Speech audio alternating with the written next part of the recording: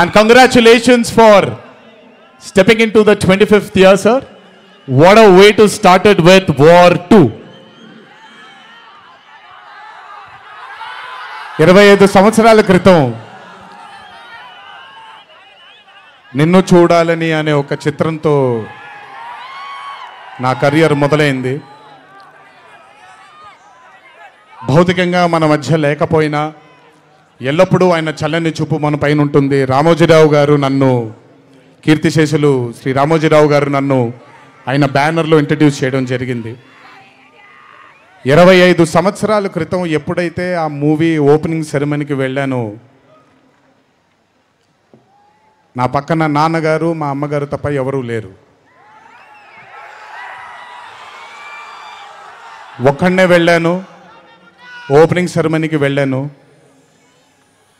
ఏం జరుగుతుందో ఎలా ఉండబోతుందో తెలియదు నాకు.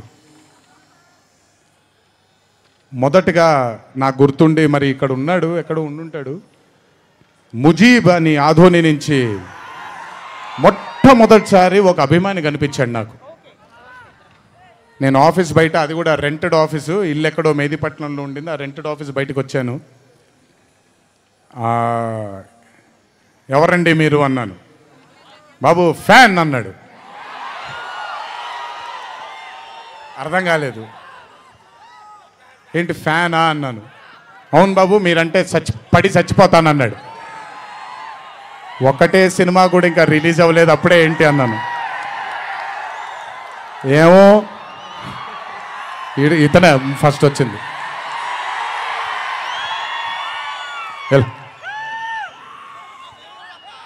మీరంటే చచ్చిపోతానన్నాడు. చచ్చిపోవడం వద్దులే కానీ కాదు ఏంటిది అన్నాను. ఏమో బాబు ఇంకా మీ వెంటే ఉంటానన్నాడు.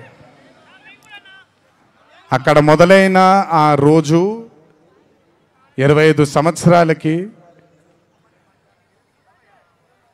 నాకు ఎనలేని సరిపోనంత ప్రేమ ఇచ్చే ఇంతమంది అభిమానులు దొరకడం నిజంగా ఇది పూర్వజన్మ సుకృతమే. ముజీబ్ తర్వాత నెమ్మదిగా అలా ఒక్కొక్కళ్ళు చాలామంది 25 సంవత్సరాలలో చాలామంది నాతో నడుచుకుంటూ వచ్చారు. చాలామంది కాలం చేయడం కూడా జరిగింది. చాలామంది ప్రేమని ఇంకా పెంచుకోవడం జరిగింది. వీటన్నిటికీ కారణం మొట్టమొదటిగా నేను శిరస్సు వంచి పాదాభిమానం